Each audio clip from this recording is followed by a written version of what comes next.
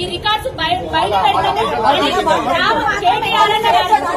కేటీఆర్ అన్న గారి ఫోటో కేసీఆర్ గారి ఫోటో పెట్టి ఇలాంటి తమ్మునేసి పెట్టి వాళ్ళ మీద విష ప్రచారం చేసే ప్రయత్నాలు చేస్తారు. తమ్మునేల్స్ అసలు ఏంటి పత్రికా స్వేచ్ఛ అంటున్నారు కదా. పోలీసు వాళ్ళు ఇట్లాంటి తమ్మునేల్స్ పెట్టినప్పుడు యాక్షన్ తీసుకునేది ఉంటే ఇక్కడి వరకు వచ్చేది కాదు కదా. తెలంగాణ రైతులకు తెలంగాణ ప్రజలకు అదే కాంగ్రెస్ రేవంత్ రెడ్డి గారు 420 హామీలు 6 గ్యారంటీలు ఇచ్చారు. ఆ టాపిక్ డైవర్ట్ కావాలి, బనకచెర్ల నీళ్లను ఆంధ్రాకు తరలించాలి అంటే ఇక్కడ ఏదైనా టాపిక్ ఉండాలి అనేసే ఫోన్ ట్యాపింగ్ వ్యవహారాన్ని ముందట పెట్టుకుని మా కేసీఆర్ గారిని కేటీఆర్ గారిని హరీష్ అన్న మీద తప్పుడు వార్తలు ప్రచారం చేస్తున్నారు.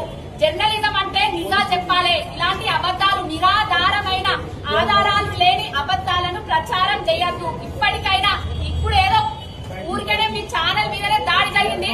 రేపటి నుంచి కేసీఆర్ గారి మీద కేటీఆర్ గారి మీద తప్పుడు ప్రచారాలు చేస్తే ఆడపిల్లలమే చెప్పులు అందుకొని వస్తాము. ఇలాంటి తమ్మునేసి పెడతారా ఎవరన్నా? ఇదా జర్నలిజం, ఇదా న్యూస్ ఛానల్? ఏం న్యూస్ ఛానల్ అసలు? సమాజానికి ఏం చెప్పదలుచుకున్నారు అది చెప్పాలి. ఫస్ట్ వెంటనే పోలీసు వాళ్ళు బీఆర్ఎస్ భవన్ ఖర్చుడు కాదు, వెంటనే